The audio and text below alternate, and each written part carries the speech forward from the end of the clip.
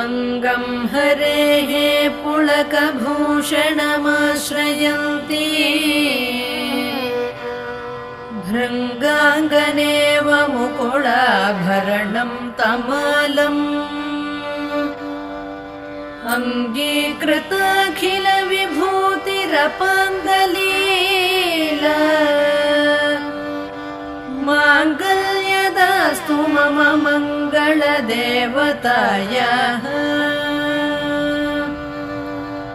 मुग्धा मुहुर्विदधति वदने मुरारेः प्रेमत्रपा प्रणिहितानि गतागतानि मालादृशोर्मधुकरीव महोत्पलेया सा मे श्रियं दिशतु